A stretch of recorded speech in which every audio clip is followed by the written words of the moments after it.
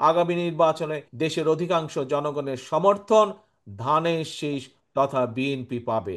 আমাদের পরবর্তী পদক্ষেপ জনগণের আস্থা অর্জন করার মাধ্যমে, জনগণের বিশ্বাস অর্জন করার মাধ্যমে আমাদের এই ৩১ দফা বাস্তবায়ন করা। স্বৈরাচার বিতাড়িত হয়েছে, জনগণের রাজনৈতিক অধিকার ধীরে ধীরে প্রতিষ্ঠার দিকে এগিয়ে যাচ্ছে। আগামী নির্বাচনের মাধ্যমে জনগণের রাজনৈতিক অধিকার প্রতিষ্ঠার প্রথম পদক্ষেপ ইনশাল্লাহ বাস্তবায়িত হবে। কিন্তু সেখানে থেমে থাকলে তো চলবে না আমাদের। ইনশাল্লাহ আমরা দৃঢ়ভাবে বিশ্বাস করি আগামী নির্বাচনে ইনশাল্লাহ দেশের অধিকাংশ জনগণের সমর্থন ধানের শীষ তথা বিএনপি পাবে। এবং ধানের শীষ এবং বিএনপি পাবার পরে আমাদের সামনে অনেকগুলো চ্যালেঞ্জ আছে। প্রিয় ভাই বোনেরা, বক্তব্যের শুরুতে আমি যেমন বলেছিলাম যে আমরা এই যে আজকে সম্মেলন করছি, কেন করছি? আমরা সম্মেলন করছি, এই সম্মেলনের মাধ্যমে আমরা নেতাকর্মীকে দায়িত্ব দিব তারা সুন্দরভাবে দলকে আরো শক্তিশালীভাবে যেভাবে গড়ে তুলবেন, তারা দলের নীতি আদর্শকে নিয়ে যাবেন জনগণের কাছে।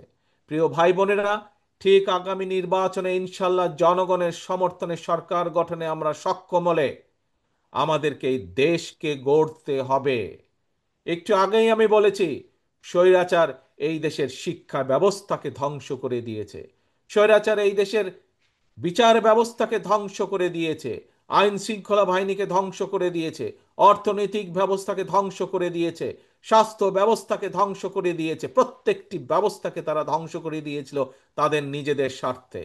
আজকে তাই আমাদেরকে ইনশাল্লাহ আগামী নির্বাচনে আমরা সরকার জনগণের সমর্থনে ইনশাল্লাহ সরকার গঠনে সক্ষম হলে পরে আমাদেরকে এই চ্যালেঞ্জগুলো মোকাবেলা করতে হবে। অনেকগুলো চ্যালেঞ্জ আছে সামনে। এই দেশের যারা যুবক, যারা বেকার, তাদের কর্মসংস্থানের ব্যবস্থা করতে হবে। যুবকদেরকে হয় আমাদের ট্রেনিং দিতে হবে, দক্ষ করে গড়ে তুলতে হবে। দক্ষ করে গড়ে তোলার মাধ্যমে তাদের কর্মসংস্থান দেশে এবং বিদেশে করতে হবে। প্রিয় ভাই বোনেরা, স্বৈরাচার শিক্ষা ব্যবস্থাকে ধ্বংস করে দিয়ে গেছে। আমাদেরকে এই শিক্ষা ব্যবস্থাকে ঢেলে সাজাতে হবে। আমাদেরকে প্রাথমিক পর্যায় থেকে শুরু করে স্কুল কলেজ পর্যায় পর্যন্ত আমাদেরকে ভালো শিক্ষক নিয়োগ করতে হবে, নতুন শিক্ষক নিয়োগ করতে হবে। এর মাধ্যমে যেমন কর্মসংস্থানের ব্যবস্থা করতে হবে, একইভাবে শিক্ষার আলো পৌঁছে দিতে হবে আমাদের শিক্ষার্থীদের কাছে। কারণ এই শিক্ষার্থী তারাই হচ্ছে আমাদের ভবিষ্যৎ বাংলাদেশ, আমাদের ভবিষ্যৎকে গড়ে তুলতে হবে। RICL TMX, যুগের পর যুগ স্থাপনা থাকে মজবুত। আমরা স্বৈরাচারকে আমরা বিদায় করেছি, বিতাড়িত করেছি।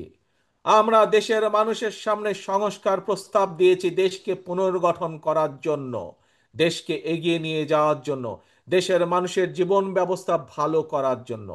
আমাদের পরবর্তী পদক্ষেপ, আমরা আমাদের পলিসি দিয়েছি, আমরা আমাদের পরিকল্পনা দেশের মানুষের সামনে উপস্থাপন করেছি।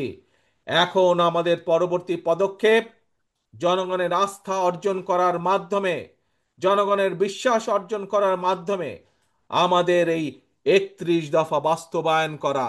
দেশকে সামনে এগিয়ে নিয়ে যেতে হলে জনগণের আস্থা অর্জন করার মাধ্যমে আমাদেরকে এই চ্যালেঞ্জগুলো মোকাবেলা করতে হবে এবং তার জন্য দরকার আমাদের সকলকে ঐক্যবদ্ধ হওয়া।